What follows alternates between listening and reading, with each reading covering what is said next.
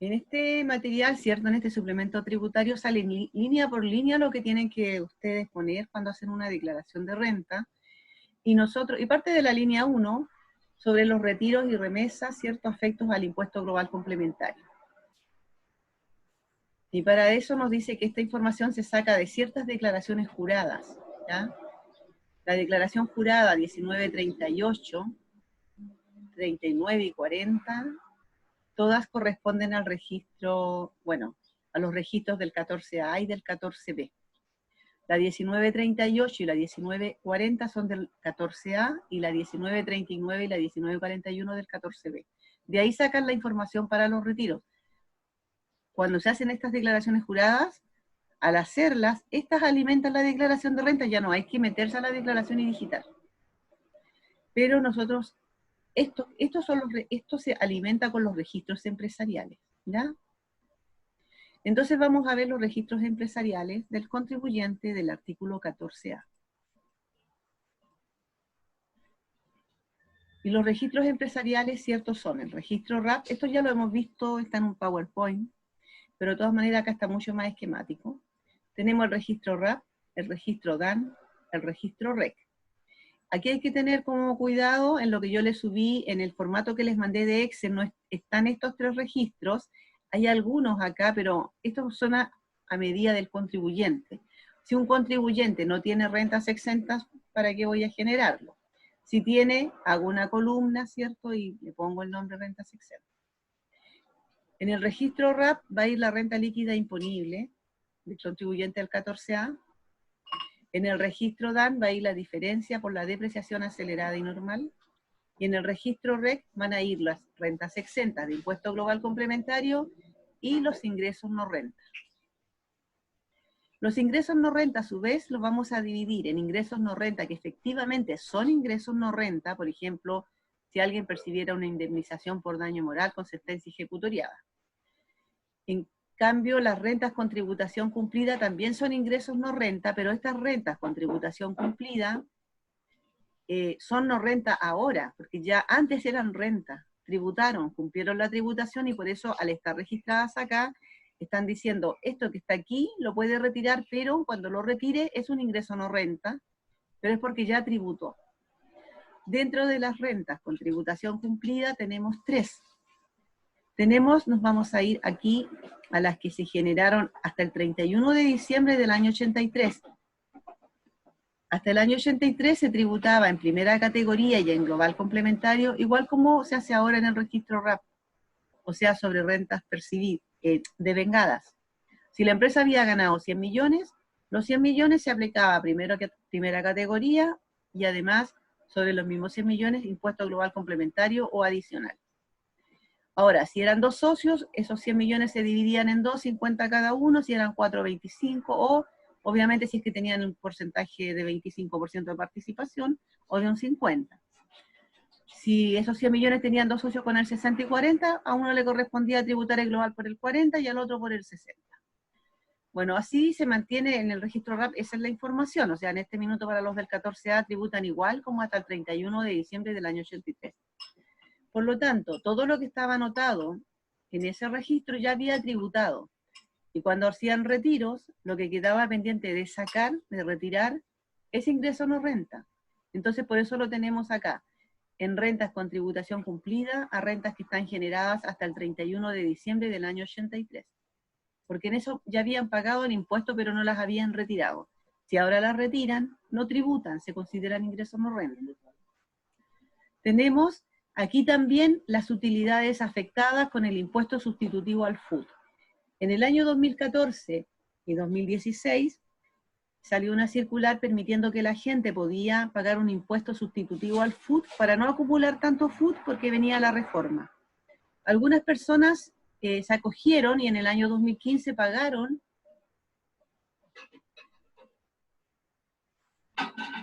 ¿cierto?, el impuesto sustitutivo al FUT, lo que no significó que lo retiraran. Yo tenía un cliente que tenía 120 millones aprox en el FUT y afectó con impuesto sustitutivo al FUT solo 83 millones. El otro no lo quiso retirar porque pensaba retirar en ese ejercicio no quería retirar, o sea, todo acogerlo al impuesto sustitutivo al FUT porque no sabía si le convenía o no, qué sé yo. Bueno, finalmente sí le convenía y quedaron 83 millones afectados con este impuesto sustitutivo, quedando exento de impuestos, y esos 83 millones tranquilamente pasaron a ser ingresos no renta, sin haber pagado ningún impuesto, y cuando los retiren no tributan. Y el resto que le quedó, bueno, ese forma parte del saldo total de utilidades tributables que vamos a ver después. Entonces estamos viendo que tenemos registro RAP, DAN y REC. El REC se divide en rentas exentas, ingresos no renta. Ingresos no renta son los normales acá, y acá rentas con tributación cumplida, que también pertenece a ingresos no renta, pero la diferencia es que estas fueron renta alguna vez y ya pagaron el impuesto. Tenemos aquí las del año 83 y las que hasta el 31 de diciembre del 2016, que pagaron un impuesto sustitutivo al FUT. También tenemos rentas que llegaron a esta empresa que está haciendo estos registros, provenientes de retiro o utilidades de otras empresas que estaban tributando a lo mejor en el 14A, y llegaron acá con la tributación cumplida, ¿ya? Por lo tanto, las dejamos anotadas acá porque ya tributaron en la otra, ¿cierto? En el RAP tributa completo lo que se genere. Por lo tanto, cuando a alguien le llegan utilidades que fueron imputadas al registro RAP, las ingresa a este sistema. Y luego tenemos acá otras rentas percibidas por otros contribuyentes que por ley están en el 14A, que son los del 14 TER, contribuyentes del 14 TER letra A, y del 14 letra C, números 1 y 2, que es la contabilidad simple, la renta presunta, qué sé yo. Ahí tenemos cómo se van alimentando, ¿cierto?, con todas estas rentas percibidas que llegaron en el año, estos son del año 2019, estas dos de acá, 18 de 2019, y entran rentas con tributación cumplida.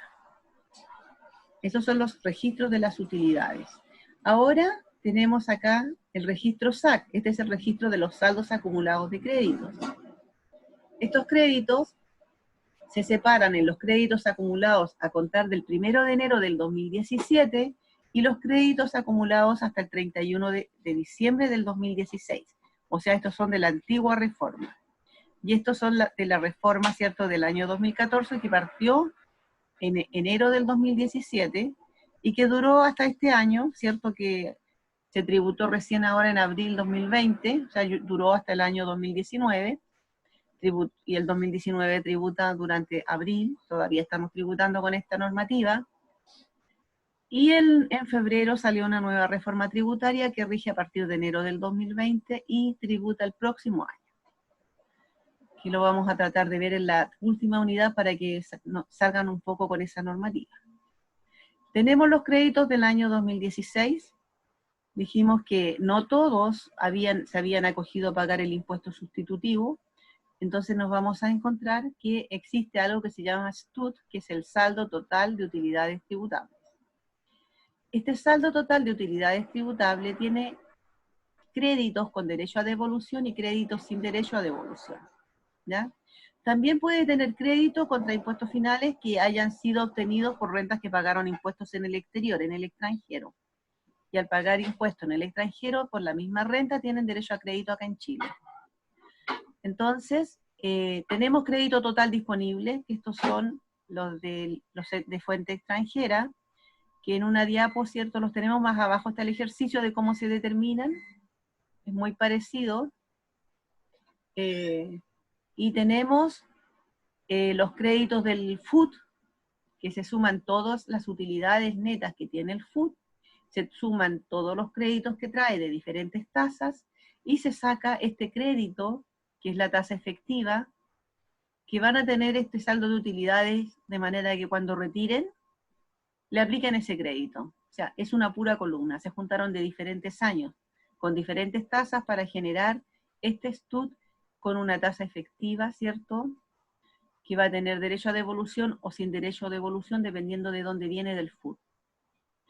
Eso es lo acumulado hasta el 31 de diciembre del 2016. Ahora, estos créditos acumulados, ¿sí? ¿Sí? ¿Puede preguntar? ¿Alguien pregunta? Chiquillos, pueden preguntar porque igual sirve cuando estudian que sepan las dudas. ¿ya? Bueno, tenemos que los créditos acumulados a contar del 1 de enero del 2017 también se dividen en sin derecho a devolución y con derecho a devolución. Aquí nos muestra cómo se saca la tasa de crédito vigente, que es la que está acá. A ver, la tasa efectiva y la tasa de créditos vigentes que están acá a partir de enero del 2017, ¿ya? Y tenemos, bueno, que es lo mismo que hacían antes, la tasa vigente del impuesto de primera categoría dividida por 100 menos la tasa del impuesto vigente, que era lo mismo que sacábamos el factor para sacar el crédito, el incremento. Por ejemplo, si es 25, acá va a ser 100 menos 25, va a dar 75, va a quedar 100, 25 partido por 75 por 100 nos va a dar el factor. ¿Ya? De todas maneras, nos dice que no podemos olvidar que el crédito que nosotros determinemos al aplicar el factor no puede ser mayor a lo que exista realmente en el registro del SAC, del crédito, ¿ya? Entonces, esa sería la tasa vigente. Si el impuesto sube a un 26, va a ser 100 menos 26, ¿cierto? Y ahí vamos a ir diciendo 26 partido por 74 y nos va a dar el factor. La tasa efectiva es la tasa con la cual se otorga el crédito por impuestos de primera categoría a los retiros afectos a impuesto global complementario o impuesto adicional efectuados en el ejercicio por los propietarios de la empresa, y este se determina al inicio del ejercicio mediante la siguiente fórmula, que es la que les expliqué yo del saldo total de utilidades tributables. El total de los créditos que hay en el FUT se divide por el total de las utilidades que hay en el FUT, se multiplica por 100 y nos da la tasa efectiva. También tener en cuenta que este crédito no puede ser mayor a los montos que manejan en el registro SAC. Y tenemos la tasa del 8%, que es la tasa que se ocupa para sobre los créditos, ¿cierto?, que hay para créditos finales. Y tenemos que esa tasa del 8% se divide por 100 menos la tasa del impuesto más el 8% y nos da un factor.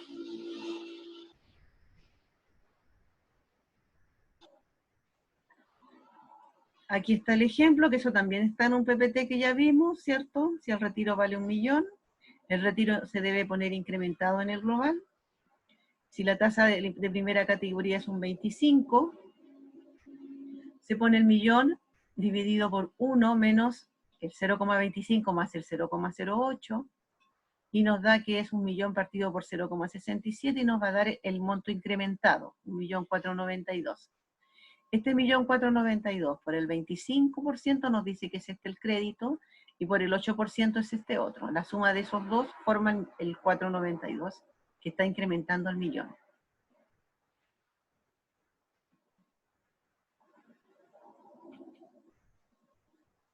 Ahora, bajo el supuesto que una empresa durante el año comercial 2019 ha desarrollado normalmente sus actividades sin haber un cambio de régimen tributario o una reorganización empresarial al término de dicho año, debe anotar las siguientes rentas en los referidos registros. Entonces aquí es donde sale qué vamos a anotar nosotros en nuestros registros empresariales cuando es un contribuyente del artículo 14A.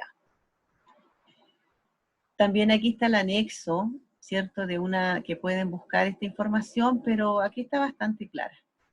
Y en este otro tendrían que buscar la circular 49 del año 2016. Registro RAP. Si hay un registro que viene al 31 de diciembre del 2018, recordemos que esto se empezó a aplicar en enero del 2017, ¿ya? Entonces, cuando se tributó en el año 2018, y después se tributó de nuevo en el año tributario 2019.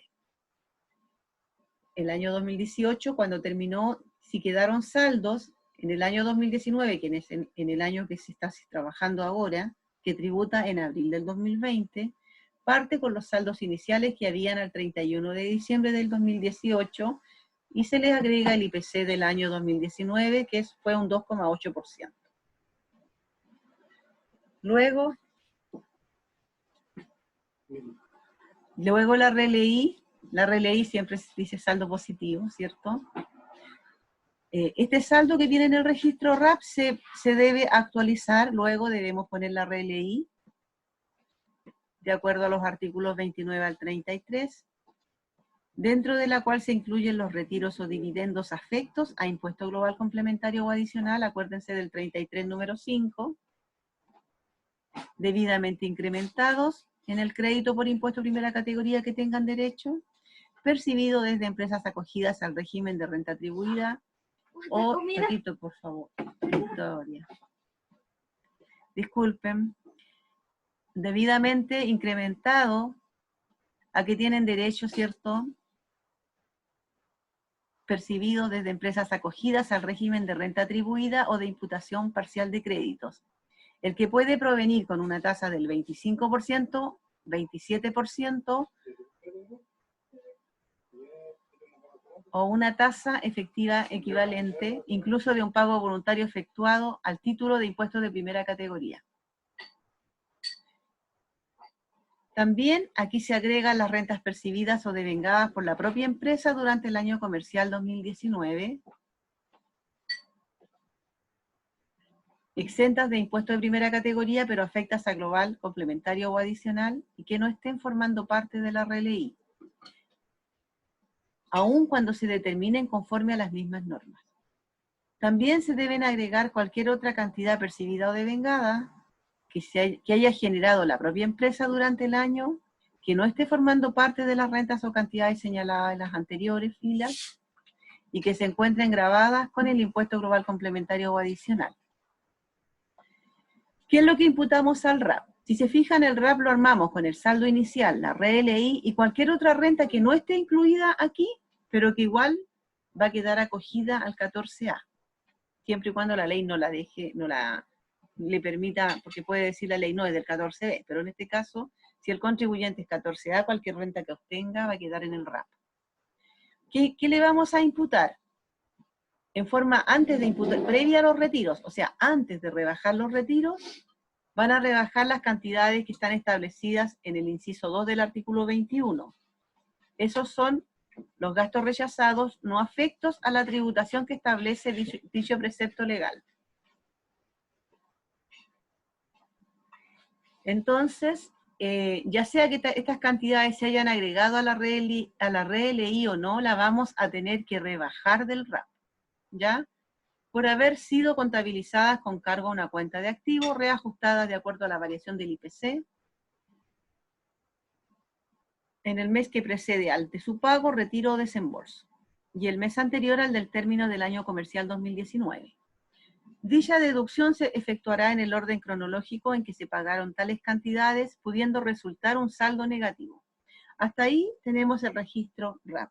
Si queda negativo por los gastos rechazados, obviamente no tenemos dónde imputar los retiros en el RAP, en este minuto. Y tendríamos que ver otro tipo de rentas a cuáles imputarle los retiros. Pero si queda positivo, la próxima imputación después de los gastos rechazados va a ser imputar los retiros. ¿Alguna duda hasta ese registro? Antes de que pasemos al DAN. ¿Preguntas? Ya, continuamos. El registro DAN.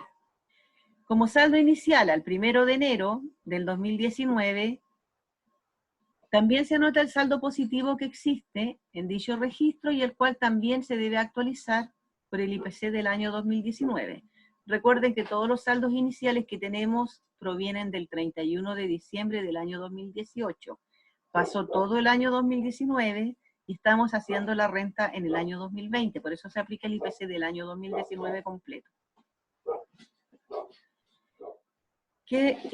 Ahora, tenemos el saldo inicial y lo actualizamos. Después, ¿qué tenemos que agregar? La diferencia que se determina entre la depreciación acelerada y normal del año comercial 2019, calculada por cada bien del activo inmovilizado de acuerdo a lo dispuesto en el número 5 y 5 bis del artículo 31 de la Ley de Impuesto a la Renta. Acuérdense que el artículo 31 habla sobre los gastos que son necesarios para generar la renta y dentro de estos tenemos la depreciación. Ahora, la depreciación normal,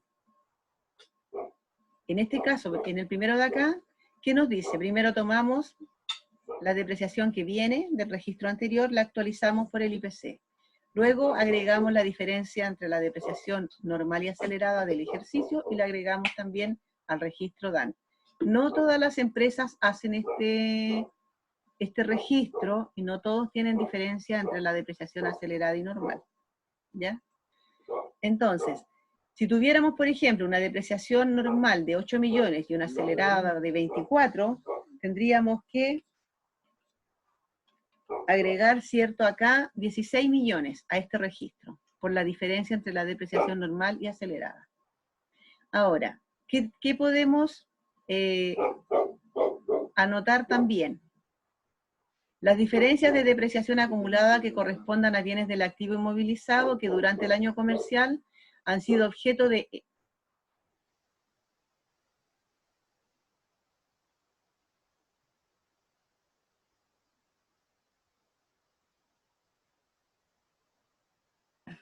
Voy a seguir. A ver, también tenemos que esta depreciación normal, cuando se ha terminado de aplicar el régimen de depreciación acelerada, vamos a empezar a hacerle rebajas, pero siempre y cuando lo que hay antes en este registro no se haya retirado. Porque si no tenemos nada en el registro, acuérdense que el registro DAN sirve para cubrir retiros. Cuando no alcanzan los otros, yo puedo sacar de aquí y retiro el registro DAN y lo hago tributar en global sin crédito, ¿ya? Porque este registro no trae crédito por impuesto de primera categoría. Por lo tanto, si yo ocupé el registro DAN, yo no tengo nada que rebajarle, ¿cierto?, de las depreciaciones nuevas, ¿ya?, cuando se acaba la depreciación acelerada. Cuando se acaba la depreciación acelerada, acuérdense que son 3 años, el cuarto año yo no tengo nada que depreciar, solamente voy a tener la financiera. Pero como ya la ocupé toda, solo tengo que hacerle ajustes, ¿ya? Pero en este caso no podría hacer nada si la tengo en cero. Luego tengo que agregar, ¿cierto?, las diferencias de depreciación acumulada que corresponden a bienes del activo inmovilizado que durante el año comercial 2019 han sido objeto de enajenación, y también debo, ¿cierto?, ir rebajando diferencias de depreciación acumulada que correspondan a bienes del activo inmovilizado que hayan sido objeto de castigo, ¿ya? O sea, de este registro voy a ir, agrego solo la del ejercicio y empiezo a rebajar aquellas cuando ya se acabó la depreciación acelerada, porque ya no existe. Entonces empiezo a rebajar la depreciación normal, porque como ya la ocupé, la tengo que ir rebajando, no puedo agregarla. Y acá, cuando tengo algún activo fijo que fue vendido, la depreciación que yo tengo, debo sacarla también, y por eso también la debo rebajar. Ahora, las diferencias de depreciación acumulada que correspondan a bienes del activo inmovilizado, que hayan sido enajenadas o castigadas, porque aquí está separado, todas esas se van sacando, ¿ya? Acuérdense que enajenar es hacer ajeno. Tengo una maquinaria o un vehículo y lo vendí, lo enajené. O me lo remataron, o me lo embargaron, se enajenó. Se hizo ajeno a mí. Por lo tanto, cuando ocurre que algún activo fijo se hace ajeno, o se ha sido objeto de castigo porque se echó a perder, se siniestró, etc., debemos rebajar su cuota de depreciación que está incluida en este registro. Las diferencias de depreciación acumulada que correspondan a bienes del activo inmovilizado que durante el año comercial han sido objeto de otros ajustes. Por ejemplo, ¿se acuerdan cuando en la NIC 16 hacíamos ajustes para la depreciación acelerada cuando revaluábamos? Eso también le afecta, entonces eso también se tiene que ir rebajando.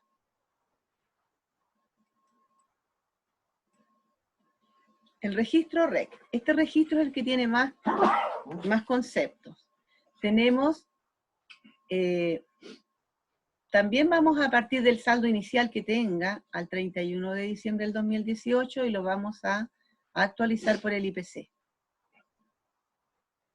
Las rentas exentas de impuesto global complementario o percibidas o devengadas durante el año comercial 2019 directamente por la empresa pueden ser generadas por esta o percibidas a títulos de retiro o dividendos desde otras empresas que estén acogidas al régimen de tributación de la letra A o B del artículo 14 de la Ley de Impuesto a la Renta. Se debe anotar su saldo neto, esto es, deduciendo previamente los costos, gastos y desembolsos incurridos en la generación de tales rentas, conforme a lo dispuesto en la letra E del número 1 del artículo 33 de la Ley de Impuesto a la Renta, pudiendo obtenerse en un resultado positivo o negativo. Eso aquí tenemos a las rentas exentas de impuesto global complementario, ¿ya? Y pueden provenir de una empresa del 14A o del 14B, de la cual nos mandaron dividendos o retiros, y nos van a decir en ese certificado que envían que son rentas afectas o no afectas al global complementario, y en este caso tendría que decir que son rentas exentas para que yo las ponga en el registro REC. Después tengo ingresos no renta. El ingreso no renta también pertenece al registro REC. Dentro de los ingresos no renta, tengo el saldo inicial del año anterior, al 31 de diciembre del 2018, lo actualizo por el IPC, y lo llevo, ¿cierto?, a lo que vale realmente al 31 de diciembre del 2019. Luego, tengo ingresos no renta percibidos o devengados durante el año comercial 2019, que los voy a agregar, ¿cierto?, siempre y cuando porque los he percibido directamente. ¿Dónde? Ingresos no renta. Pueden ser generados por la empresa o percibidos también a título de retiros o de dividendo de otras empresas que pueden venir del 14A o del 14B o del artículo 14 de la Ley de Impuesto a la Renta, ¿ya? También se debe anotar su saldo neto, y también el resultado pudiera ser al rebajar los costos y gastos para poder efectuar, ¿cierto?, esta renta, puede ser negativo, puede ser positivo o negativo. También tengo, además de estos registros, rentas exentas, ¿cierto?, de global complementario o ingresos no renta directamente.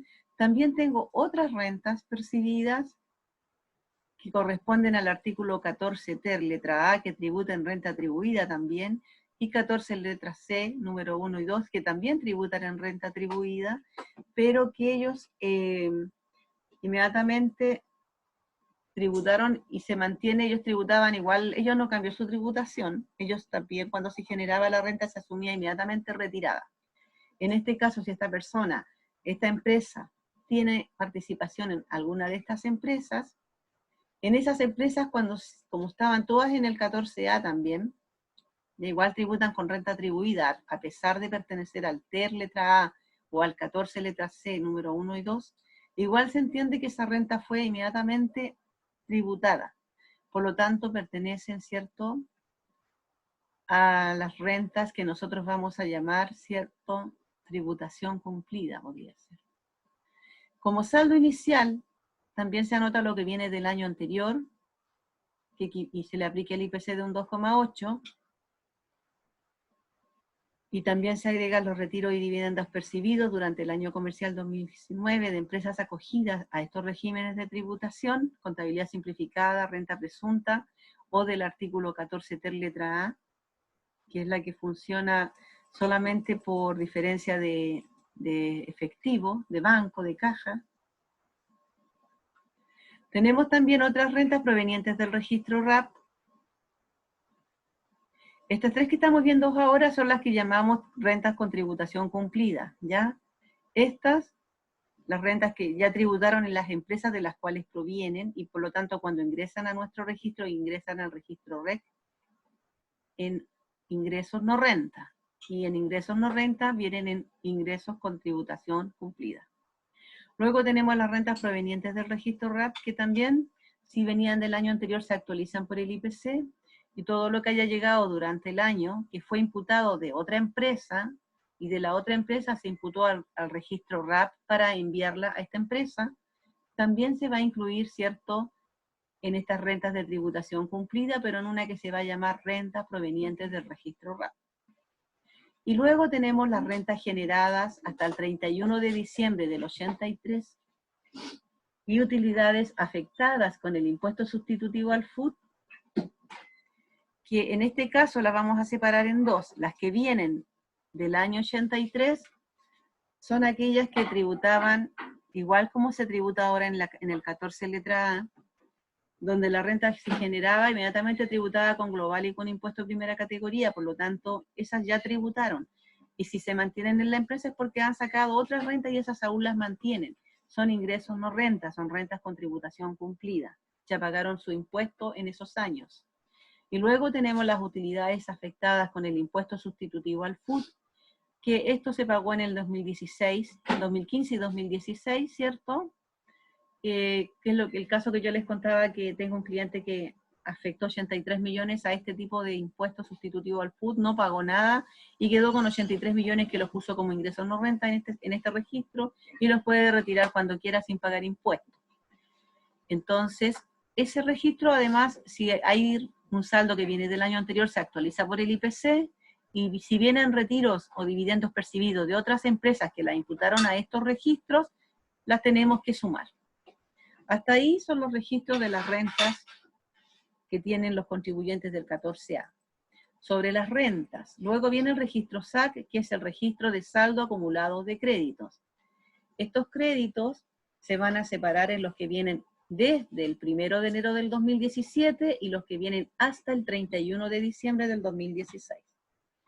También si tienen un saldo inicial, como estos ya partieron el 1 de enero del 2017, ya tributaron en el 2018 y en el 2019, y es posible que tengamos créditos que todavía vengan de esos años, del 2017 y 2018, que no se hayan ocupado, y los vamos a ocupar ahora en el año 2019, para lo cual tomamos los saldos que quedaron al 31 de diciembre del 2018 y les aplicamos el IPC anual.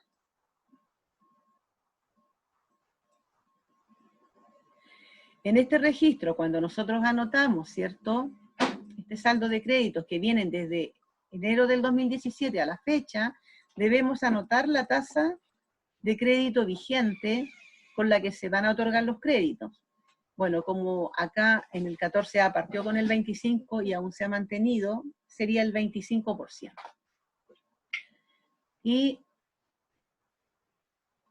luego tenemos el impuesto único del 35%, que pudiera ser que desde enero del 2017 a la fecha, alguna de estas empresas en las que tiene participación, la empresa nuestra, la que vamos a hacer el registro, a lo mejor alguna de las empresas en que tenía participación hizo término de giro y como tenía utilidades, pagó el 35% sobre esas utilidades.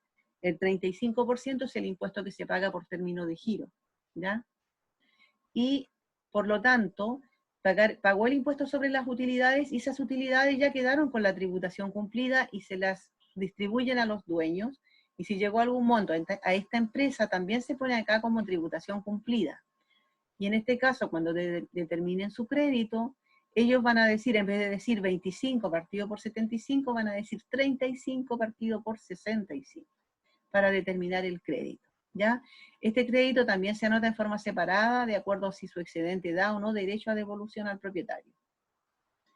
Estos son los créditos que pudiéramos tener a partir del 1 de enero del 2017. O sea, podríamos tener, ¿cierto?, el crédito por la tasa vigente, que sería con la normativa actual, y podríamos tener el crédito por el impuesto de término de giro. Luego vienen los créditos que están acumulados hasta el 31 de diciembre del año 2016, con y sin derecho a devolución. Si tiene un saldo, este saldo también se debe actualizar por el 2,8%. Y en este registro anotan la tasa efectiva, ¿cierto?, que le corresponde para que determinen los créditos. Este crédito acumulado hasta el 31 de diciembre del 2016 es el STUT.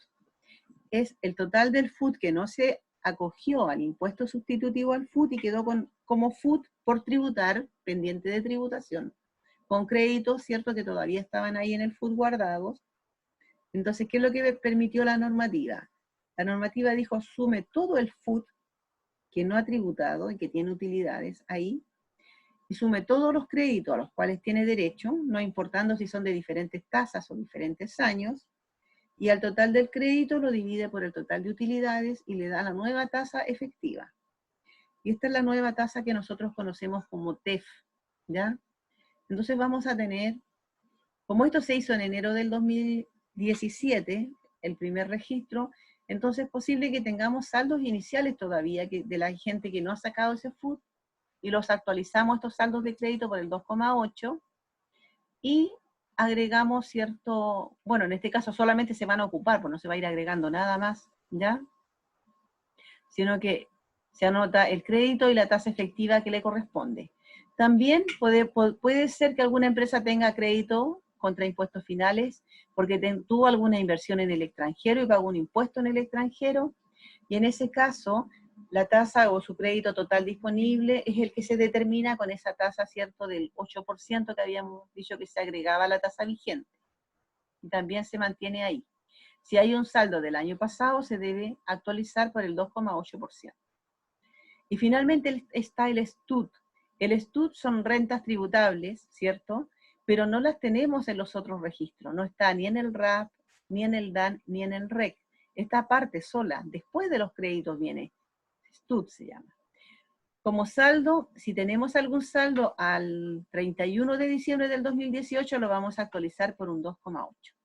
¿Por qué está saldo total de utilidades tributables hasta el último? Porque inicialmente esta reforma, cuando parte, dice que la gente solo puede retirar del STUT cuando ya se le acaben todas las otras utilidades. O sea, el RAP, el DAN, el REC. Posteriormente enmendaron eso porque en realidad, como son rentas, bueno, en este caso el STUT te permite rebajar cuando se te acaben las otras y llevarte el crédito que le corresponde, que estaría, ¿cierto?, con la tasa efectiva. Eso. Hasta ahí veamos cuál duda tienen. Voy a apagar la grabación.